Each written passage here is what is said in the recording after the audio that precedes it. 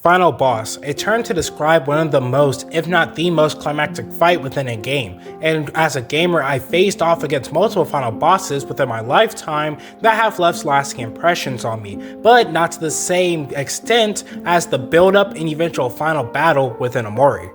Omori was actually my first indie game and still stands as one of my top 5 favorite games of all time, whether it be through it pushing me to strategize through its combat because of my adamant refusal to grind for levels, or the genuine love I have towards these characters, cause while I do plan on making individual character analysis on the entire main cast sometime in the future, I want to specifically jump into the endgame of Omori and kick off this video with the Basil fight. Once again, if you haven't played through Omori yet, I highly recommend you save this video and give the game a shot before coming back. And with all that out of the way, let's begin.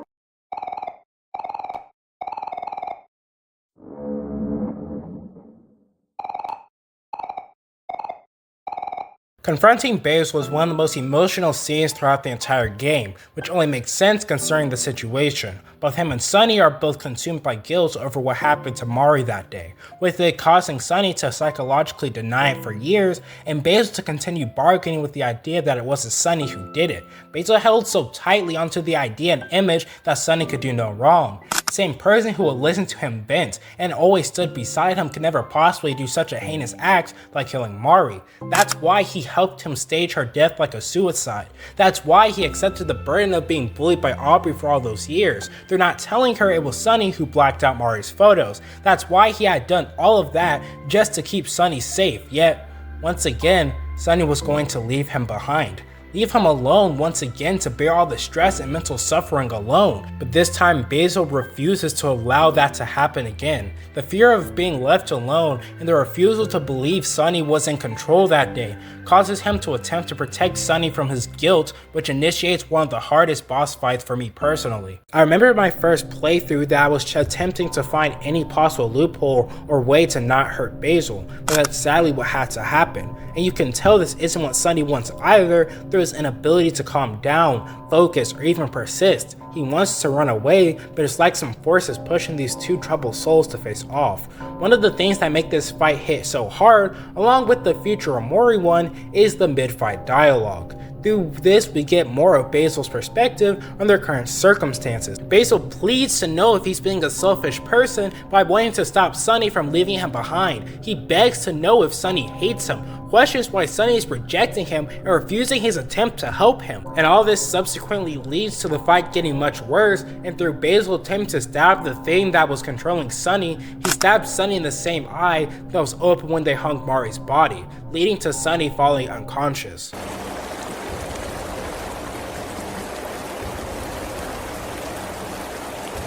Now, before I get into the main part of this video, I want to briefly go over my love for Memory Lane as a segment. Sunny going through individual memories that to this point we only saw through Basil's pictures was incredible.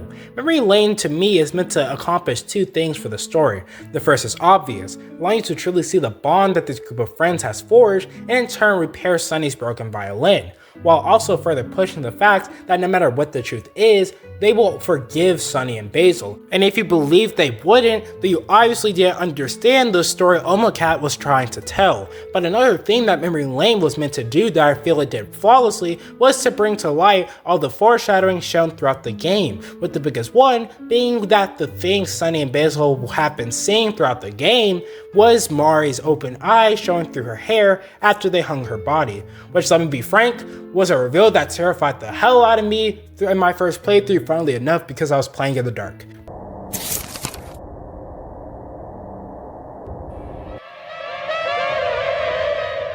But even so, Memory Lane acts as a final checkpoint for Sunny, where he finally decides to take the final steps to bettering himself in hopes of creating new memories with his friends. He spent so long cherishing the bonds they used to share within their past and furthermore in Headspace, but now he wants to pave a way to strengthen those bonds even more with the people they've become today, and only then does his violin regain its shape, symbolizing that he's ready to face off against his final enemy.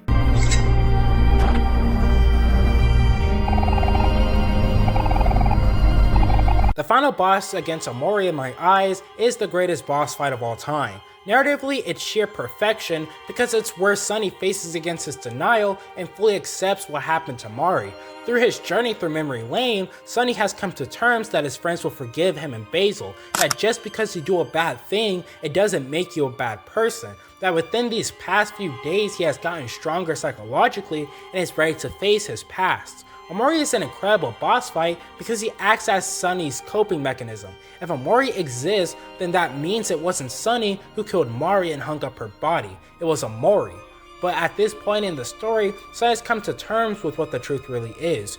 Omori may be Sunny, but Sunny is not Omori, which is why to keep moving forward, he must overcome him and return to his friends to tell them what really happened to that day. From the OST to the abilities you hold within this boss fight to the stage changes, they were able to convey just how much Sunny has grown, whether it be through him facing off with his newly fixed violin, or the new Cherish skill where he remembers Kell's words on how friends are meant to be there for each other, Aubrey's wish for Sunny to find peace and happiness, Hiro's promise that they'll always stick together and never abandon each other again, Basil's hope that things will return to how they were in the past, and Mari's request for Sunny to learn to forgive himself. Everything Sunny has worked for to build up his courage for this fight has materialized in this final moment. Though at the end of the day, it isn't really the combat itself that put this so high up for me, it's the inherent monologue Omori gives throughout it. Omori, while being Sunny's coping mechanism, is also the embodiment of all his self-loathing,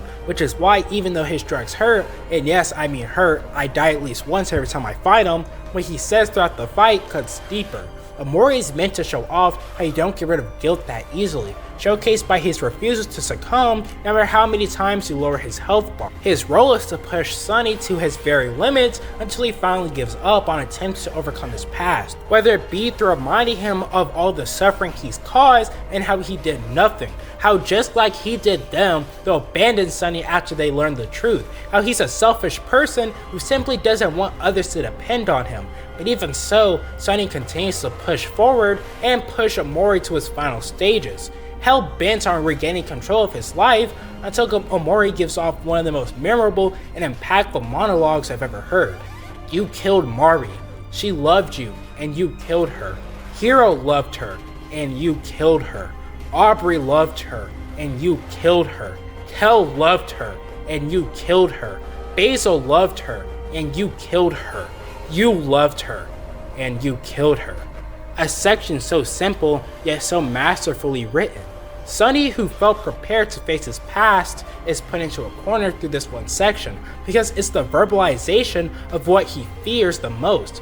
Even if it was an accident, he took Mari from them and lied about her death. They all loved Mari, and Mari loved them in return, yet she's gone now, and it's because of him, which is why he falters and in turn loses his health bar, before choosing to rise up once more and accept the burdens that come along with it.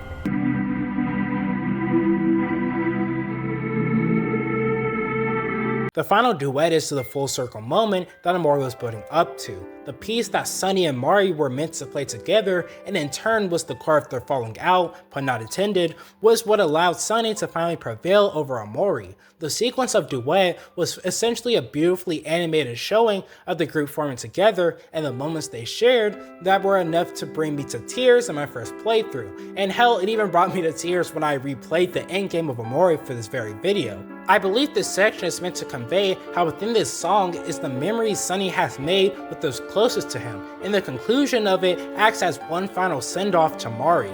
When Omori catches Sunny and hugs him, this showcases that this was not a fight to defeat or vanquish some villain or evil entity, but to prevail over this embodiment of guilt and self-hatred and display that everything will be okay, which is why this is the most beautiful final boss in my eyes. Omori isn't a villain who wants to overtake Sunny for his own gain, but an antagonist who acts as the final wall to test if Sunny is truly prepared to face reality, which is why after Sunny is capable of playing the final duet, he simply steps aside and fades away.